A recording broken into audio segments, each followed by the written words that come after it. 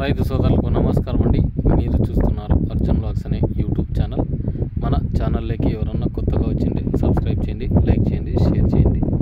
ఈరోజు ఈ వీడియోలో ముఖ్య ఉద్దేశం వచ్చేసి చాలామంది ఈ ఢిల్లీ, ముంబై మార్కెట్ నుంచి చాలామంది వ్యాపారస్తులు వస్తున్నారు కదా, అది ఎంతవరకు వాస్తవం, బయర్స్ వచ్చిన తర్వాత ఇక్కడ మిర్చి ఎంత శాతం కొనుగోలు చేస్తున్నారు, మన మిర్చి ఇప్పుడు అధిక వర్షాల నుంచి ఇప్పుడు వేసిన పంటలు ఏ విధంగా ఉన్నాయి, వాటి గురించి ఎక్స్ప్లెయిన్ అయితే ఇవ్వడానికైతే రావడం జరిగిందనమాట.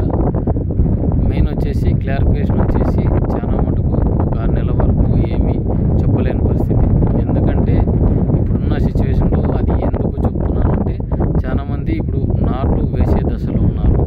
ఇది వచ్చేసి సెప్టెంబర్ ఆఖరి వరకు, ఎంతవరకు ఇది చాలామంది ఆగస్టు 10 నుంచి సెప్టెంబర్ 20 తారీఖు వరకు నాట్లు వేసుకోవడానికి చాలామందికి అవకాశం అయితే ఉందన్నమాట. ఎందుకంటే ఈ కాలువలు నిండడం ముఖ్య ఉద్దేశం. శ్రీశైలం డ్యాము, ఈ తుంగభద్ర డ్యామ్ నుంచి చాలామంది సాగు చేసే రైతులు ఉన్నారు. నాగార్జున సాగర్ నుంచి కూడా సాగు చేసే రైతులు ఉన్నారు. ఇప్పుడు నాట్లు ఎంత వేసినారు అనేది కూడా చాలామందికి తెలియని విషయం అనమాట.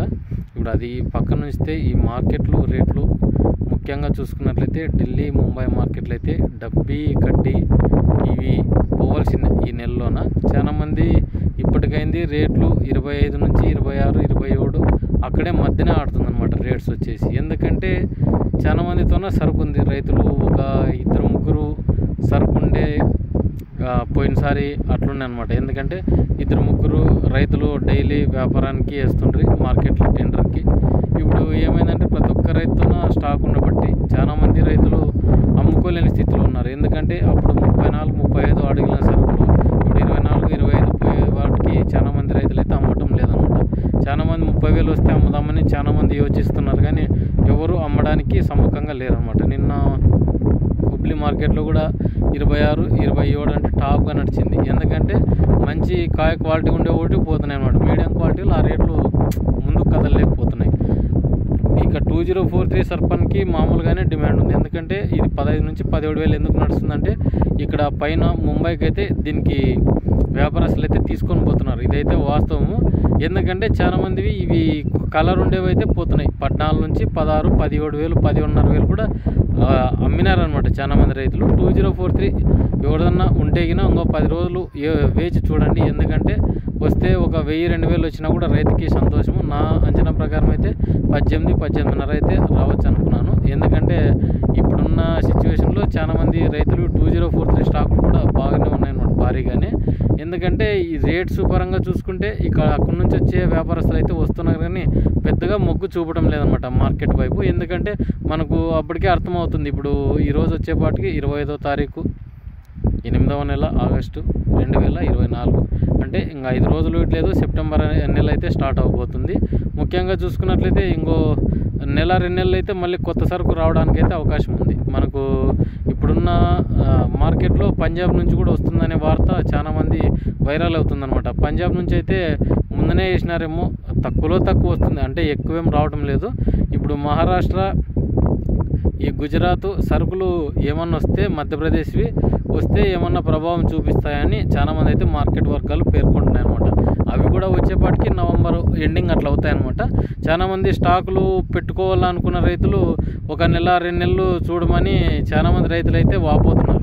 అయినా కూడా అది ఏమీ చెప్పలేని పరిస్థితి ఉంది. ఎందుకంటే ఈ సంవత్సరమే మనం ముందుసారి చూసుకున్నట్టయితే ప్రతి ఒక్క వ్యాపారస్తులు, ప్రతి ఒక్క అంగన్ల వారిని అడగడం జరిగిందనమాట. వాళ్ళు చెప్పిన విధానం ఏమిటంటే ఈ సంవత్సరం పంట లేకున్నా వచ్చే సంవత్సరం పంట కూడా పండకపోయినా కూడా స్టాక్ అయితే ఉండబోతుంది అని చాలామంది అయితే పేర్కొన్నారు. ఎందుకంటే ఇప్పుడు బళ్ళార్లోనే 18 లక్షల నుంచి 25 లక్షల సరుకు అయితే ఉంది. ఎందుకంటే ప్రతి ఒక్క ఏసీలోన సరుకు అనేది ఉండడం జరిగింది.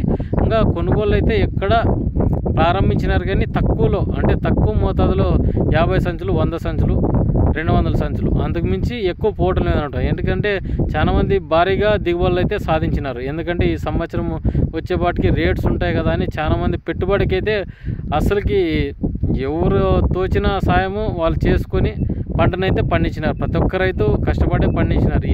ఈ సంవత్సరం కాదు, పోయిన సంవత్సరం కూడా. ఈసారి ఏమంటే అదృష్టం ఏమిటంటే దిగుబడి కూడా బాగా వచ్చినాయి అనమాట. ఎందుకంటే పోయినసారి వర్షాలు ఏమి తెల్లకాయలు మచ్చకాయలు లేకుండా బాగా నీట్గా వచ్చినాయి అనమాట. అందరివి మంచి సరుకు రావడం బట్టి అందుకే డిమాండ్ అనేది లేకపోయిందనమాట. ముఖ్యంగా చూసుకున్నట్లయితే రైతులు అమ్మాలనుకున్న రైతులు అమ్ముకోవచ్చు. ఎందుకంటే మొన్న చాలా మంది అమ్మిన రైతులకి ఇప్పుడు రైతులకి ఒక 1000-2000 కూడా డిఫరెన్స్ అయింది. ఎందుకంటే పెరిగిండొచ్చు, తగ్గిండొచ్చు. మీరు అమ్ముకోవడానికైతే సదవకాశం అయితే ఏర్పడుతుంది. ఎందుకంటే మళ్ళీ ఇప్పుడున్న రేటు తగ్గిపోతే చాలా మంది ఇబ్బందికి గురవుతారు. మహా అంటే 30-32 వచ్చిన డబ్బి మనం మాట్లాడుకుందామని. కడ్డీ మహా అంటే 25-26 వచ్చినాయి. 2043 20,000 వచ్చినాయి. మనం ఇప్పుడు 16-17 అట్లా నడుస్తున్నాయి. క్వాలిటీ ఉండదు 18 నడుచొచ్చులే. ఇప్పుడు ఆ 1000-2000 చూసుకుంటే ఇప్పుడున్న పరిస్థితుల్లో పెట్టుబడుల సమయం చాలామంది రైతులు ఇబ్బందికి గురవుతున్నారు. అప్పులు కోసి చాలామంది పెడుతున్నారు. ఇప్పుడు మిరప అనేది ఖర్చుతో కూడుకున్నది. ఇప్పుడు ఇది భారీ వర్షాల నుంచి చాలామంది మళ్ళీ వెనక పడినట్లే. ఎందుకంటే ఒక నెల మిర్చి వెనక పడినట్లే అనమాట. మళ్ళీ ఇప్పుడంతా సాగుకు సన్నద్ధమవుతున్నారు అనమాట. ఎందుకంటే మళ్ళీ చాలామంది ఈ అధిక వర్షాల నుంచి రేట్లు వస్తాయేమో అని చాలామంది అవేర్నెస్ తీసుకొని రావడం వల్ల మళ్ళీ మిర్చి అయితే నాటుతున్నారు చాలామంది. అది వాస్తవం అనమాట. ఎందుకంటే చాలామంది వర్షాలు వచ్చినాయి కదా, ఈ భారీ వర్షాలు 10-15 రోజులు పట్టుకుంది, ఎక్కడన్నా పోయిందేమో మనకి రేట్స్ వస్తాయేమని చాలామంది సాగు చేయడం జరిగిందనమాట. అది ఎవరు ఎంత సాగు చేసినారనేది కూడా రేపు నెల ఆఖరికి తెలుస్తుంది. ఎందుకంటే చాలామంది ఎవరు మందులు కొట్టుకోవడానికి కూడా ఏ రైతు ముందుకు పడలేదు. ఎందుకంటే ఈ గత 15 రోజుల నుంచి ఈ వేరుకుళ్ళు సమస్య స్టార్ట్ అవుతుంది. ఎందుకంటే ఇప్పుడు తేమలో ఉన్నప్పుడు కంటే తేమ ఆరిన తర్వాత చనిపోవడం జరుగుతుంది. ఎందుకంటే అది వేర్ల సహాయంతో చెట్టు అనేది బతుకుతుంది. ఎందుకంటే పునాదే సరిగ్గా లేనప్పుడు ఇల్లు నిలబడదు. ఇప్పుడు కింద వేరుకుళ్ళు అనేది స్టార్ట్ అయిందనమాట. ముఖ్యంగా చూసుకున్నట్లయితే అధిక తేమ వల్ల చాలా మటుకు మొక్కలు డిప్రెషన్లోకి వెళ్ళిపోయినాయి అనమాట. ఎందుకంటే మనిషికి గ్లూకోజ్ ఎంత అవసరమో అంత ఇప్పుడు చెట్టుకు అవసరం ఉంటుందన్నమాట. మనకు గ్లూకోజ్ లాంటిది ఎరువులు చూసుకున్నట్లయితే దీనికి వదులుకోవాలన్నమాట. ఎందుకంటే చాలామంది ఇంకా తేమలోనే ఉన్నారన్నమాట. కొంచెం సేద్యాలు చేసుకొని కలప తీసుకున్నట్లయితే చాలామంది గడ్డిపడి చాలామంది విత్తిన తర్వాత భారీ వర్షాలు కురిసి మలక మల్లేని స్థితిలో ఉన్నాయన్నమాట.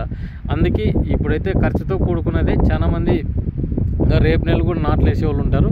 అదొకటి అర్థం చేసుకోండి. ఇప్పుడు ఎవరిదన్నా మంచి ధరకి ఎగినా ఉంటే గిన నా 16,000 17,000 సింజంట ఆడినారంటే గిన ఒక 500-1000 రూపాయలు పెంచుకొని అమ్ముకోండి.